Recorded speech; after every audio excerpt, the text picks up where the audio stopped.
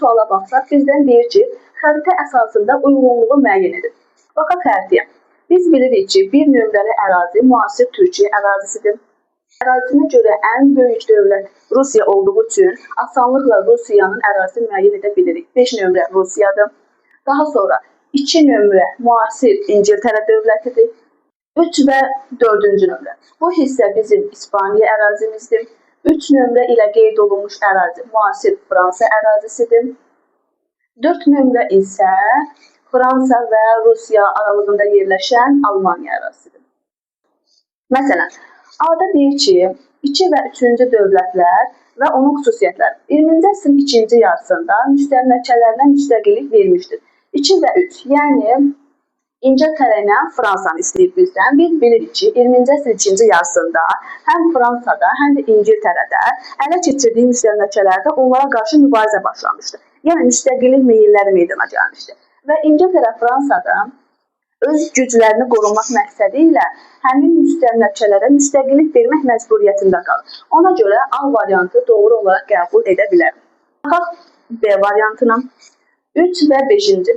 Deməli, Fransa və Rusiyaya aid uyğunluq istəyir bizdən. Baxırıq, Avropa İqtisadi Birliyin yaradılmasında əsas rol oynamışdır. Bu əslində yalnız Fransa yazsaydı doğru qəbul edə bilərdik. Ancaq Rusiya Avropa İqtisadi Birliyin yaradılmasında əsas rol oynayan dövlətlərdən biri olmamışdır. Ona görə B variantı yanlışdır. Baxaq C variantına. Yalnız bir, yəni Türkiyə ərazisi. Deyir ki, 1974-cü ildə hərbi çevriliş baş vermişdir. Bu yanlış olacaq. Çünki müasir Türkiyə ərazisində baş vermiş hərbi çevrilişləri əsasən iki dövrdə öyrənirik. 1960-cı ildə baş vermiş çevriliş və 1980-ci illərdə baş vermiş Kənan Evrenin başçılığı ilə çevrilişdir. Lakin 1974-cü ildə biz hərbi çevriliş öyrənmirik. Ona görə bizim C variantımız səhv olur. D variantına baxırıq. Yalnız 4. Almaniya ərazisini soruşur. 1950-ci illər ölkə tarixində iqtisadi möcüzələr dövrü adlanır. Bu variant doğrudur. Çünki Almaniya 1950-ci illərdə hakimiyyətdə Konrad Adenauer idi. Və Konrad Adenauerin Almaniyada həyata keçirdiyi iqtisadi siyasət onun iqtisadi cəhətdən güclənməsinə və möcüzələr dövrünü yaşamasına səbəb olmuşdur. Bu variant A və D variantıdır. Son cavabımız isə B variantı olur. A və D variantları. Bu sual izahına baxaq. Bu sualımız feodal dövlət Azərbaycan ərazisində yaranmış feodal dövlətlər haqqındadır. 36-cı suala baxsaq, deyir ki, Euler-Venn diaqramına əsasən uyğun bəndləri müəyyən edir. Sacilər, salarilər, rəvadilər və onların oxşar cəhətini istəyir bizdən. Baxaq variantlara. Məsələn, Ərdəbil şəhəri paytaxt olmuşdur. Biz bilirik ki, Ərdəbil şəhəri həm sacilərin, həm səlahilərin, həm də rəvadilərin paytaxtı olmuşdur. Ona görə A variantını 4-ə yazırıq. Daha sonra Xəzər dənizində ilk dəfə ticarət gəmiləri üzməyə başlanmışdır. Bu amil Salarilər dövlətinə aid olacaq. Çünki Xəzər dənizində ilk dəfə məhz ticarət gəmisinin üzməyə başlaması Salarilər dövlətinə aiddir. Əgər burada hərbi gəmilər desəydi, bu yanlış ifadədir. Çünki ilk dəfə hərbi donanmanın yaradılması AXC dövrünə aiddir. B variantımızı yazırıq Salarilərə. Daha sonra C variantı. İlk dəfə bütün Azərbaycan ərazisinin Türk sülaləsinin hakimiyyəti altında birləşdirilməsi. Yəni, Azərbaycanın vahid halda birləşdirilməsini soruşur. Azərbaycanı vahid halda birləşdirən həm Saci, həm Səlaridir. Ancaq bizdən ilk dəfəni soruşduğu üçün Sacilər dövlətinə aid etməliyik. Çünki Sacilər dövləti Səlarilərdən daha öncə yaranmışdır. Ərəb ordusu üzərində qələbə qazanmışdır. Bu aiddir Sacilər dövlətinə. Çünki Ərəb ordusu Sacilər dövlətinə qarşı qoşun göndərmişdi 912 və 917-ci illərdə. Hər 912-ci ildə və 917-ci ildə Ərəb ordusu Sacilər tərəfindən, Yusif ibn Əbu Saz tərəfindən məğlub edilir. Ona görə də D variantını yazıq Sacilər dövlətinə baxırıq.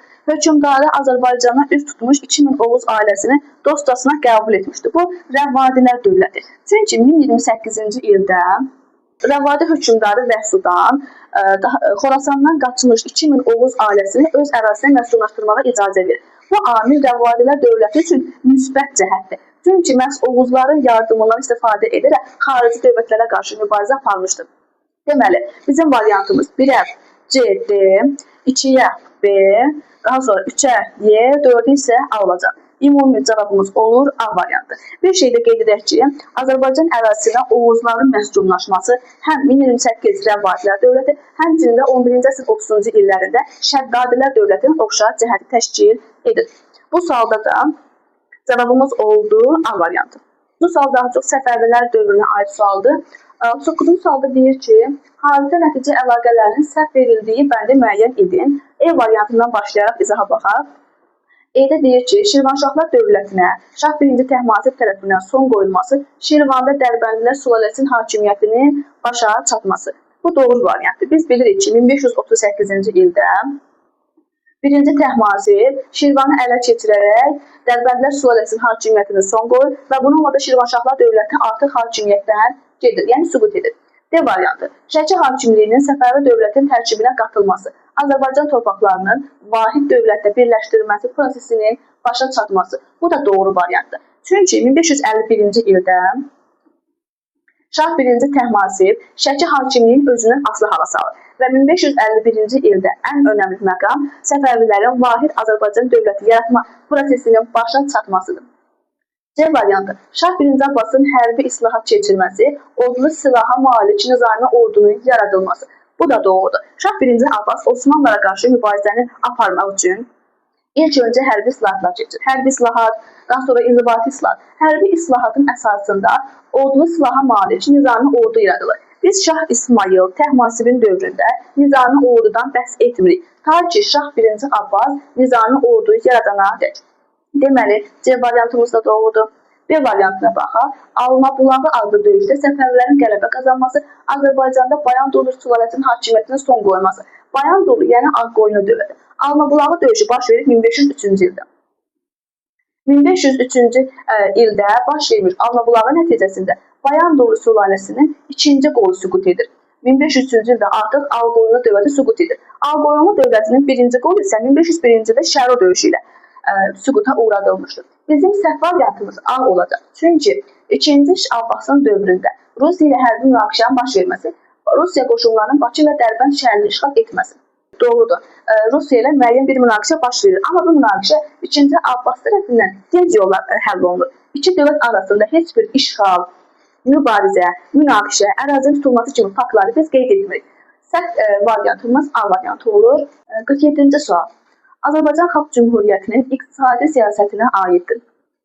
Azərbaycan Xalq Cümhuriyyəti ilə bağlı suallar qəbula ən çox düşən suallardan biri hesab olunur və onun həyata keçirdiyi iqtisadi, sosial, siyasi səbəblər də, islahatlardan müəyyən dərəcədə tələbələrdə qaranlıq qalır. Məsələn, bizdə deyir ki, iqtisadi siyasətə aiddir. Xarici kapitalın ölkə iqtisadiyyatına iştirakının məhdudlaşdırılması. Bu ifadə yanlışdır. Çünki Azərbaycan Xalq Cümhuriyyəti bunun əksinə olaraq xarici kapitalın ölkə ərazisində iştirakını daha da artırmaq istəyirdi. Daha sonra D variantına baxaq. Xaricdən gətirilən bir sıra məhsulların gömrük rüsumlarının ləğv edilməsi. Bu ifadə də yanlışdır. İfadənin əksinə olaraq AXC xaricdən gətirilən bir sıra məhsulların gömrük rüsumlarını ləğv etmir. Əksinə müəyyən rüsumlar tətbiq edir. C variantına baxsaq. Neft sənayesində milliləşdirmənin həyata keçirilməsi. Bu ifadə yanlışdır. Çünki AXC yalnız məktəb sahəsində milliləşdirmə həyata keçirmişdir. Onun nə neft, nə balıq, nə digər sənaye sahələrində milliləşdirilməsini biz keçmirik. Yəni neft sənayesində milliləşdirmə həyata keçirməyib. Daha sonra A variantına baxaq. Xüsusi mülkiyyətin ləğv edilməsi ilə azad sahibkarlığa şərait yaradılması. Bu ifadə yanlışdır. Çünki Azərbaycan Xalq Cümhuriyyəti burada qeyd olunduğu kimi xüsusi mülkiyyətin ləğv edilməsi yolu ilə deyil. Əksinə, onun daha da inkişaf etdirilməsi yolu ilə azad sahibkarlığa şərait yaratmaq istəyirdi. Bizim doğru variantımız B variantı olacaq. Müxtəlif mülkiyyət formaların inkişafına bərabər imkanların yaradılması. Ən uyğun cavab B variantı. Çünki AXC A variantının əksinə olaraq müxtəlif mülkiyyət formalarının inkişafına nail olmaq istəyirdi. Və bunun da bərabər inkişaf yoluna nail olunması onun əsas iqtisadi siyasətinin əsasını təşkil edir. 47-ci sualda cavabımız oldu B variantı.